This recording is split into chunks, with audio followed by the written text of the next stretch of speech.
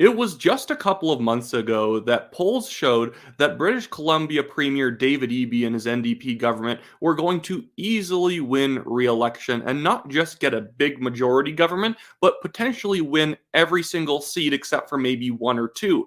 They were stomping their competition, and it seems like from there, David Eby took his massive lead as a challenge to see how fast he could sink himself into the floor and lose to the British Columbia Conservatives, the BC Conservatives, who were effectively not even a party a year and a half ago, and now are within 4 points of the BC NDP.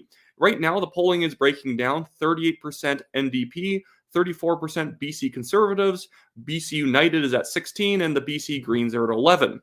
This is all happening because David Eby seems to be finding every single stupid thing to say and do in order to tick off British Columbia residents. BC residents have been pretty okay with the NDP's agenda over the past 6 years, as long as they don't go too overboard. And it's actually pretty easy not to go too overboard in BC because a lot of people have gotten used to how crazy the Liberal and NDP governments have been in the past. So you got to do something truly absurd in order to actually start alienating voters who have gotten used to the clown show that often is the BC government. And so David Eby this week, in order to get this terrible poll result demonstrating that his government's falling apart and the BC Conservatives have a lot of momentum, he's decided to step on every rake he could. As you might know, a couple of weeks ago, BC NDP Premier David Eby attacked federal Conservative Party leader Pierre Poilievre for simply asking him to join his Axe the Tax movement and get rid of British Columbia's carbon tax. A carbon tax that only has 29% approval, or at least 29% of people wanting to keep it in place in BC. He attacked Pierre Poilievre, saying that his movement was a massive baloney factory and that he actually deals with real problems, unlike Pierre Poilievre. Just dismissive nonsense at the time when the vast majority of Canadians want massive spending and tax reform in government. And then what we then saw was British Columbia Premier David Eby then generating a new scandal from his government by having the accounting firm that was handing out green energy grants just also effectively pilfering money from those applying by forcing them to use their own grant writing services in order to be able to basically take a bunch of more money from the people who are getting these applications. This accounting firm is getting a bunch of government handouts. The BC NDP should know that this is what's going on because this is happening directly inside of their government. It's a contractor, but a contractor they're working closely with. They should not be confused by this, and the person blowing the whistle on this issue had informed the BC government, and David Eby just assumed he was untouchable, so he didn't do anything about it, basically making himself a co-conspirator in this corruption issue. And then, just today, he has made it illegal for anti-SOGI 123 protests to take place near British Columbia schools. People protesting SOGI 123 are effectively protesting one of the most sexualized and frankly disgusting sex ed curriculums that's ever been put in any school system in North America. And he's decided that not only is he going to defend SOGI 123, he's now going to crack down on people's civil liberties for even criticizing it. Are the protesters doing anything illegal? Are they threatening anyone? Are they doing anything actually legally wrong? No, David Eby just doesn't like them. This is why this person's going to lose. And this is on top of the drug scandals of BC drug gangs smuggling the safe supply drugs that British Columbia is handing out into Alberta, and then him basically being dismissive to Alberta Premier Danielle Smith when she brings this up to him. He's just acting like a nasty individual. It's like a student union president somehow became the British Columbia Premier. David Eby is just deeply out of touch with people. And remember, this poll that put them in within 4 points, it's not an outlier anymore. This is from Liaison Research, and this is following in the footsteps of Main Street Research, which a couple weeks ago put the Conservatives within 6 points, and Main Street in a month before that put them within 8 points. This is an ongoing trend. The only pollsters still showing the NDP doing well are like Leger. And the problem with Leger is they have a bias for a lot of urban voters. So when they poll Metro Vancouver, you're not getting as many people from Burnaby and outside suburbs of Vancouver.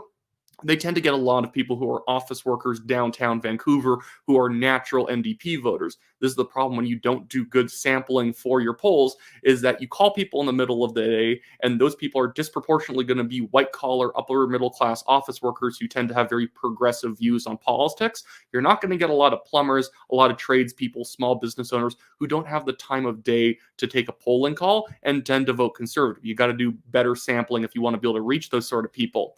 And so David Eby is probably just going to keep pretending that he's dominating.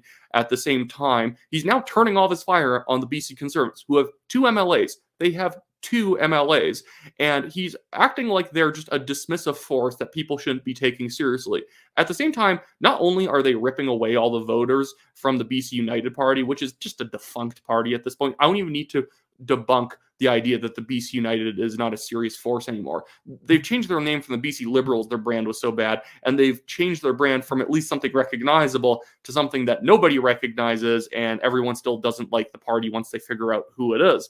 But with the BC Conservatives, they're also ripping away NDP voters because David Eby has decided that working class people are gross and he doesn't want to talk to them, and he wants upper middle class progressives who support Safe Supply, who support SOGI 123, who want the carbon tax to be as preventably as not preventably, but as crazy skyrocketing high as possible, because they care about the environment more than they care about middle, lower class people who do not have the ability to pay for all this stuff. The man is going to lose, even as NDP and Manitoba Premier Wab Kinew is running away from the Liberals. For some reason, David Eby is tying himself to Justin Trudeau for no reason. It's a complete own goal. This is why I'm saying it's like David Eby's trying to lose. It's like he will only tie himself to a policy that has below 30% approval. Safe Supply, the carbon tax, his crazy restrictive building policies in the province, crazy high immigration, which, that might be a federal policy, but he's one of the main supporters of saying just bring more of it in here. And he's also just not enforcing the law at all. There's a reason why stabbing attacks, drug-related crime is way up in Vancouver. Car theft is up 60%. Not going to do anything about it. He doesn't care. And even if the bail laws are bad on a federal level, he just doesn't do anything for the police. He's completely worthless. If you're in British Columbia, I beg you, please vote for the BC Conservatives, because even if I don't live in your province, I want as many provinces to have rational governments as possible. It affects the rest of the country if there are crazy governments in certain parts of Canada who are making crazy ideas more normal. That's how you got a David Eby in the first place. It was the slow march towards progressive ruination, and David Eby is just the logical conclusion of things that Gordon Campbell, Christy Clark, and then John Horgan did. We need to actually not just get to a better, a past status quo that wasn't as bad. Don't bring BC back to what it was 10 years ago. You got to make a new, better status quo. And I hope John Rousted and the BC Conservatives do that. Do not vote for the BC United. They will not win. They have no ability to win. They are a dying party, and the only reason they have any polling left over is because when they get polled, pollsters mention that they are the former Liberal Party, and through sheer name recognition and people assuming that they're the main opposition to the NDP, people still pick them. In 5 months, it's going to be probably the BC Conservatives at 38, 42%.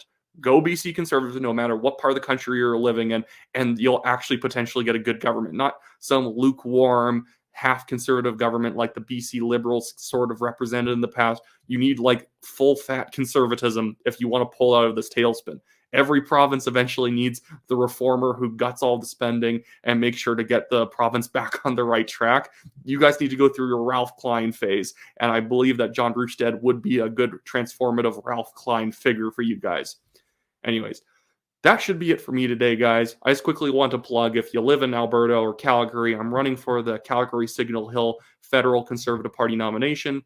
So if you live in this area, buy a Federal Conservative membership and check out my website in the description below, wyattclaypool.com. And you can also donate to the legal fund for the National Telegraph. That's linked in the description below. I've paid more than $26,000 defending us from a Chinese billionaire who's suing us for defamation that he has not provided any evidence to prove.